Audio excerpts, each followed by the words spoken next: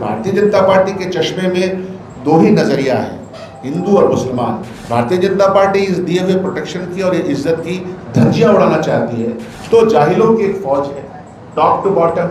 आज हमारी धार्मिकता खतरे में।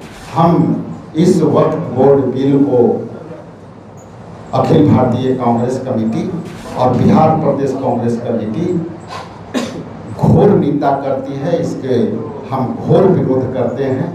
नमस्कार, दर्श न्यूज़ देख रहे हैं आप और मैं हूं आपके साथ दक्षा प्रिया।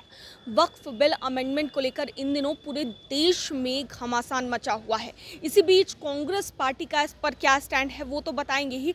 इसके साथ साथ आपको बड़ी जानकारी दे दें कि राहुल गांधी एक बार फिर से पटना आ रहे हैं। जी हाँ, पटना के श्री कृष्ण मेमोरियल हॉल में एक बार फिर से उनका कार्यक्रम होना है 7 अप्रैल को, और उसको लेकर के राहुल गांधी तो आ ही रहे हैं। इसके साथ साथ कांग्रेस के तमाम कार्यकर्ताओं को निर्देश दिया गया है कि अपनी गाड़ियों में और अपने घरों में कांग्रेस का झंडा लगाए।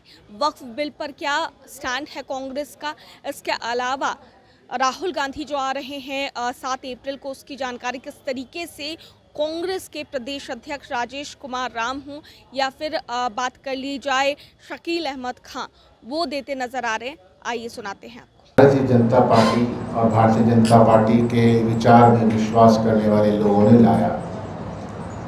जब इसकी पहली चर्चा शुरू हुई तो इसके ऊपर ज्वाइंट पार्लियामेंट्री कमेटी का गठन हुआ। ज्वाइंट पार्लियामेंट्री कमेटी में कांग्रेस पार्टी के अलावा इंडिया गठबंधन के तमाम जो घटक दल हैं उनके मेंबरान भी इसमें शामिल हुए। पूरे देश का दौरा ज्वाइंट पार्लियामेंट्री कमेटी ने किया और ज्वाइंट पार्लियामेंट्री कमेटी के अंदर जिस तरह से, चूँकि जाहिर सी बात है कि उसमें मेजॉरिटी भारतीय जनता पार्टी के लोगों की थी, इसी तरह का कंपोजिशन बनाया गया था। तो जितने भी रिकमेंडेशन देश भर में जो ये इंटरव्यूज़ हुए थे, जो कमेटी गई थी और उसके जो प्रपोजल आए थे, उनको धक्का बताते हुए अपने तरीके का फिर से अमेंडमेंट लाने का प्रयास है। हम ये जानते हैं और कांग्रेस पार्टी इस बात को अच्छी तरह समझती है कि भारतीय जनता पार्टी के निशाने पर इस देश की संप्रभुता, इस देश का सामाजिक न्याय, इस देश की धर्मनिरपेक्षता जो कि निहित है हमारे संविधान में, उसको वो ख़त्म करना चाहती है या उसको कमज़ोर करना चाहती है। ये तो भला है इस देश की जनता का कि इस बार ही जो चुनाव संपन्न हुए लोकसभा के, तो ये वो कर नहीं पाए जो इनकी मंशा थी।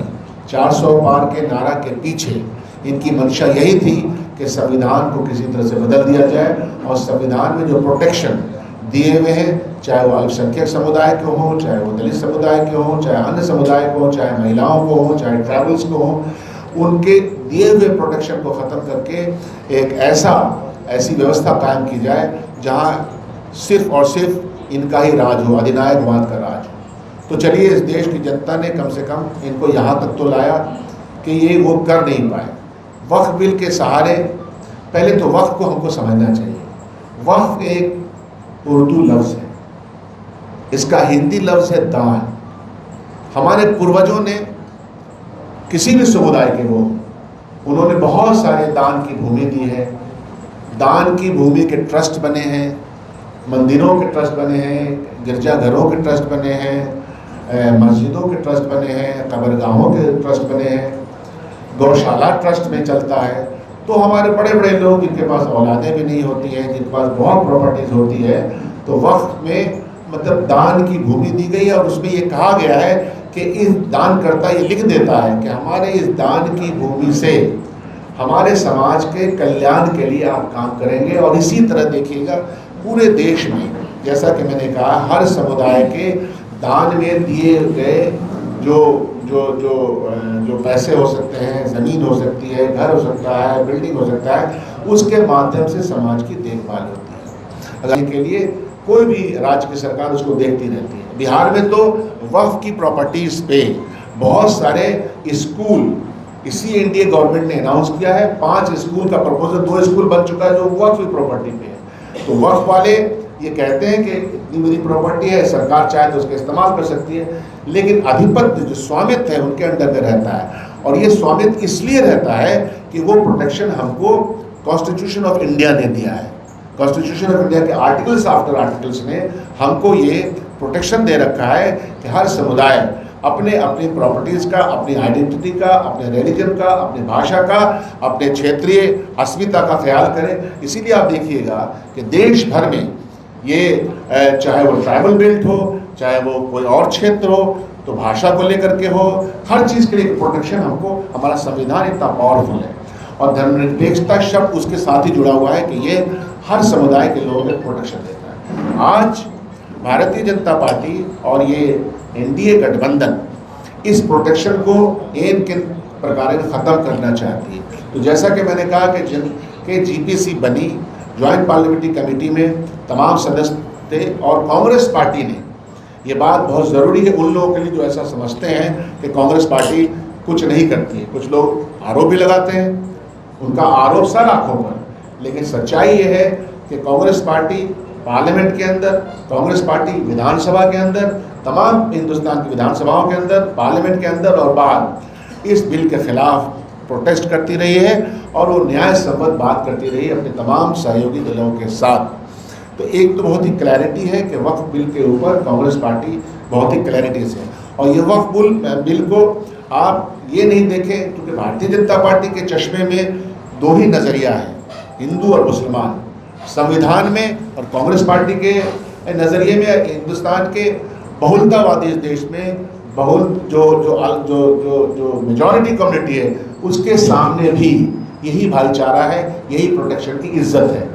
भारतीय जनता पार्टी इस दिए हुए प्रोटेक्शन की और इज्जत की धज्जियाँ उड़ाना चाहती है, जो हमको इस विश्वास है कि यह देश और देश की जनता उसकी धज्जी उड़ाते हुए नहीं दिखेगी। आपने देखा होगा कि हमारे यहाँ पर्व त्यौहार, आपसी मिलन जुलन के बहुत सारे प्रतिष्ठान होते रहते हैं, हम सब लोग बहुत ही प्यार और प्रेम से इसमें शामिल होते हैं।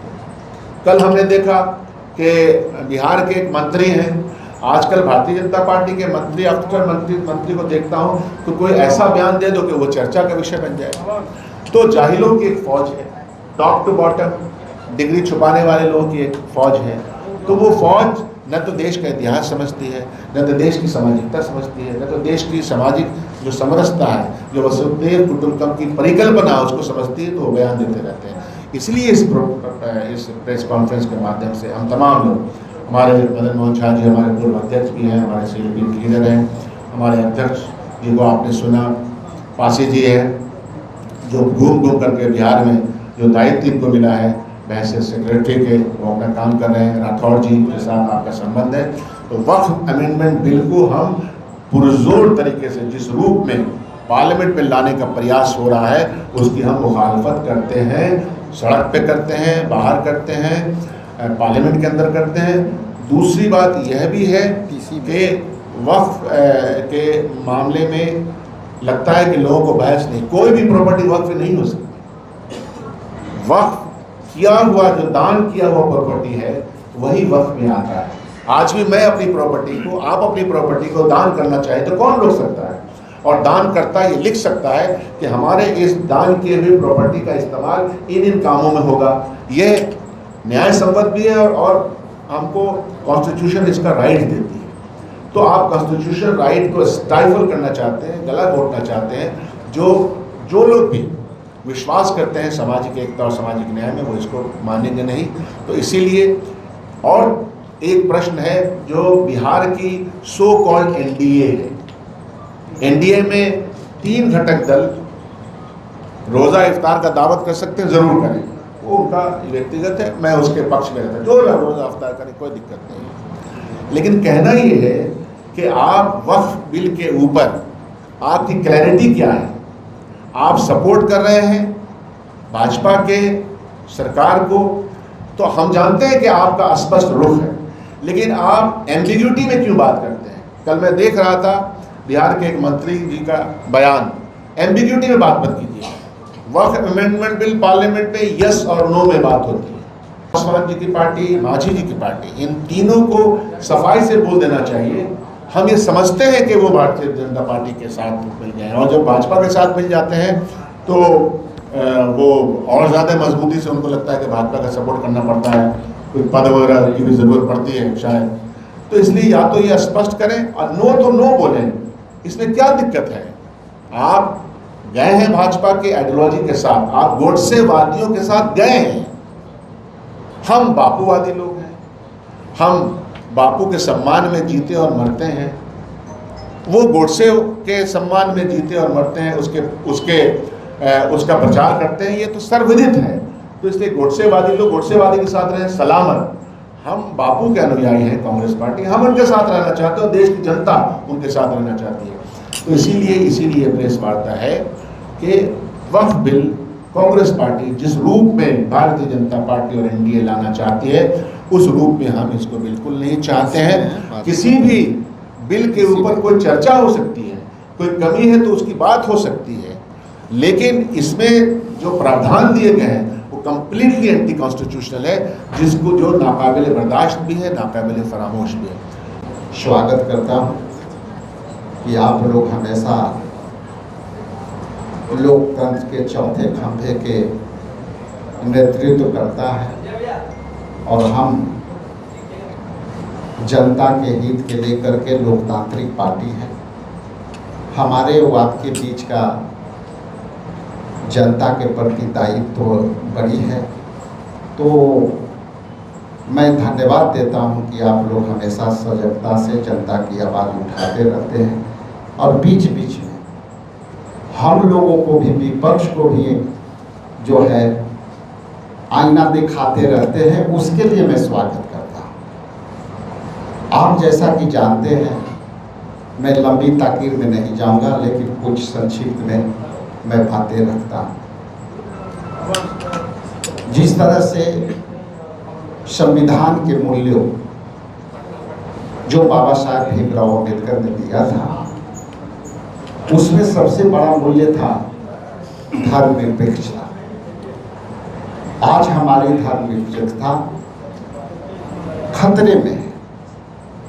उसका जीता जाता उदाहरण वक्फ बोर्ड के निरंकुश तरीके से इसको दंत विहीन करना, अधिकार विहीन करना। इसलिए हम इस वक्फ बोर्ड बिल को अखिल भारतीय कांग्रेस कमेटी और बिहार प्रदेश कांग्रेस कमेटी घोर निंदा करती है। इसके हम घोर विरोध करते हैं कि धर्मनिरपेक्षता को खत्म करने के लिए पहला प्रहार आपने जो है वक्फ बोर्ड को, अधिकार को खत्म किया। दूसरी तरफ वक्फ बोर्ड के जो नियमावली है, वो नियमावली में एक तरफा परिवर्तन करना, बिना वक्फ बोर्ड के उससे संबंधित जो सदस्य थे बिना उनके विमर्श के करना, ये मोदी जी के सरकार का निरंकुशता का प्रमाण है, धर्मनिरपेक्षता का खत्म करने का प्रमाण है। आज मैं इसी कड़ी में आपसे बात करने के लिए मैं आपको कष्ट दिया, आपने कष्ट करके आया, इसके लिए पुनः आपको धन्यवाद करते हुए आगे के वक्तव्य के लिए मैं आदरणीय डॉक्टर शकील अहमद खान जी को मैं अधिकृत करता हूँ और बहुत बहुत धन्यवाद। यही अच्छा सवाल, और ये सवाल मेरा भी है। आप ऐसे समझें, सदियों से डिस्क्रिमिनेशन होता आया है अनटचेबिलिटी के सवाल। पहले अनटचेबिलिटी अनुसूचित जाति जनजाति के वर्गों से होता था, और आज जो है परशुराम के वंशज से भी हो रहा है। ये है भाजपा का आइंदा दिखाना।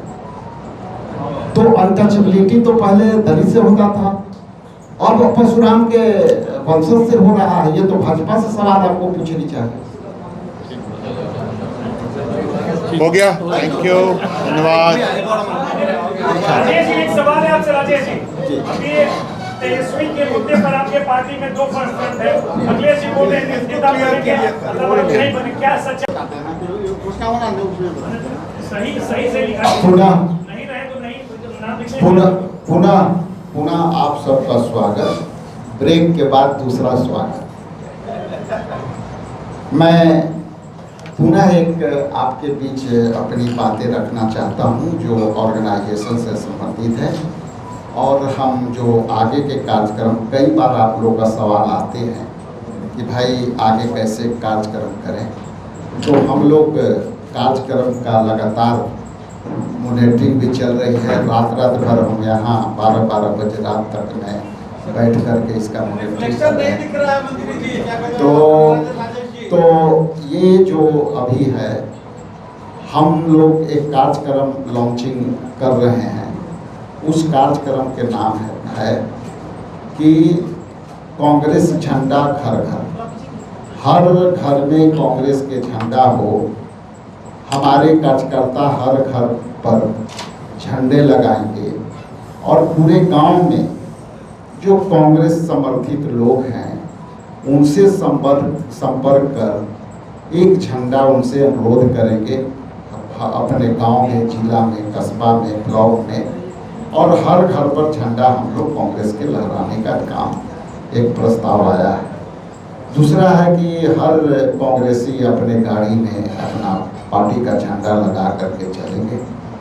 तीसरा है कि हर कार्यकर्ता अपने जो भी वो उनके पास कम्युनिकेशन अपना करते हो, चाहे वो व्हीकल्स कोई भी हो, बाइक हो, मोटर हो, वो उस पर लगाएंगे। इसी पर पीछे ये मकसद हमारा है कि हम अखिल भारतीय कांग्रेस पार्टी का जो पौराणिक इतिहास है उसके साथ हमारे कार्यकर्ता झंडा देंगे।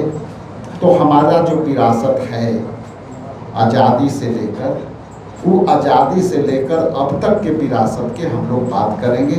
वर्तमान में न्याय योद्धा राहुल गांधी जी जो न्याय देने के बात कर रहे हैं और उसकी शुरुआत हो चुकी है, ये सारे एजेंडे लेकर के हर घर में कांग्रेस झंडा जो है लहराने का काम करेंगे। ये कार्यक्रम हम लोग जो है आज से आपके बीच जो शेयर कर रहे हैं, हम लोग इसको शुरुआत करने जा रहे हैं। करना चाहता हूं कि 7 तारीख को जन नायक राहुल गांधी जी पुनः आपके इस कृष्ण मेमोरियल हॉल में जो एक्टिविस्ट हैं उनको संबोधित करने के लिए आएंगे। नमक सत्याग्रह का आंदोलन जो महात्मा गांधी जी के द्वारा चलाया गया था, उसी को याद करने के लिए 7 अप्रैल को यानी हम कृष्ण मेमोरियल हॉल में पुनः जन नायक राहुल गांधी जी आएंगे। ये सवाल आपकी तरफ से था, इसलिए मैंने आपको उस पर साझा कर दिया। रामनवमी के किसी कार्यक्रम में भी शामिल होंगे राहुल जी? नहीं, हम भारत के जो संविधान है उसमें शिक्षा और संस्कृति का अधिकार दिया गया है और उसी के तहत भारतीय जनता पार्टी लगातार हमला कर रही है। हम रामनवमी भी मनाएंगे और हमें, जब हम अल्पसंख्यक की बात करते हैं तो उसका मतलब है केवल मुसलमान नहीं, बुद्ध और जैन, पारसी, जितने भी समाज के लोग होते हैं, हमको सबकी सुरक्षा करनी है। भारत का संविधान कहता है कि भारत में रहने वाला प्रत्येक नागरिक, हमको उसके लिए संविधान बनाया गया। लेकिन जो इस समय भारतीय जनता पार्टी सरकार है वो लगातार हमला करती है। संविधान पर हमला करने का मतलब है हमारी शिक्षा पर हमला करते हैं, हमारी संस्कृति पर हमला करते हैं। और अभी जो वक्फ बोर्ड का मामला है वो जानबूझ करके एक टारगेटेड, कभी अनुसूचित जाति के लोगों को, कभी पिछड़ी जाति के लोगों को, कभी अति पिछड़ी जाति के लोगों को, कभी आदिवासी लोगों को, कभी अल्पसंख्यक समाज के लोगों को, कभी बहुसंख्यक समाज के। इसके पीछे ये कारण है कि देश का जो खजाना है उसको लूटने की लगातार प्रक्रिया चल रही है। इसी मैंने कहा ना कि 7 तारीख को राहुल जी आ रहे हैं। हम सब धर्म समभाव। देखिए, मैंने पहले कहा कि सभी धर्मों को हम मानते हैं और जननायक राहुल गांधी जी जहां भी आमंत्रित किए जाते हैं वहां जननायक राहुल गांधी जी जाते हैं। सुशील जी, चिराग पात बढ़ा है और अनुसूचित जाति जनजाति के लोग ज्यादा मारे जा रहे हैं, दलित मारे जा रहे हैं। क्योंकि भाजपा का एजेंडा ही है कि जो कमजोर लोग हैं उन पर हमला किया जाए। उस सन 1947 से पहले वाला देश चाहते हैं। उस 47 के बाद जो इस देश में हर जाति धर्म को अधिकार और सुरक्षा मिली है, उसी से वो नफरत करते हैं, उसी पर वो हमला करते हैं। तो निश्चित तौर पर इस समय जो सरकार चल रही है वो भाजपा ही सरकार चला रही है और जो इस समय वर्तमान मुख्यमंत्री हैं उनकी जो स्वास्थ्य की जो स्थिति है वो सब बिहार के लोग जानते हैं। ये सरकार पूरी तरह से भारतीय जनता पार्टी स्वयं चला रही है और उसका एक हिडन एजेंडा है कि पूरी ताकत से बिहार का जो ताना बाना है, जो ये बहुसंस्कृति है, उस पर हमला किया जाए और ये एक एजेंडा है। राजेश जी, कन्हैया कुमार मंदिर जाते हैं और मंदिर से निकलते हैं। एक घोषणा भी है, उसको कर दें। कांग्रेस पार्टी आज एक बहुत ही महत्वपूर्ण घोषणा करने जा रही है। जो अध्यक्ष जी बताए, कांग्रेस पार्टी जन जन में तो है, घर घर में तो है, लेकिन कांग्रेस पार्टी का बोलबाला, कांग्रेस पार्टी सभी जगह दिखे है, लेकिन दिखे इस कार्यक्रम, बड़े कार्यक्रम का आज घोषणा माननीय प्रदेश अध्यक्ष राजेश कुमार जी अभी करेंगे, फिर आपके सारे सवालों के जवाब दिए जाएंगे। तो सुना आपने क्या कुछ कहते नजर आए हैं राजेश कुमार राम, कांग्रेस के बिहार प्रदेश के अध्यक्ष। वहीं क्या कुछ कह रहे थे शकील अहमद खान, विधायक दल के जो नेता हैं। और इसके अलावा जानकारी देते नजर आए हैं राहुल गांधी एक बार फिर से पटना आ रहे हैं और ऐसे में कांग्रेस को मजबूत करने की पूरी तरीके से कोशिश की जा रही है। इसी बीच क्या कुछ कहते नजर आए हैं अध्यक्ष कांग्रेस के, आप सुन रहे थे। अपने सहयोगी अल्ताफ के साथ मैं दक्षा प्रिया, दर्श न्यूज़ पटना।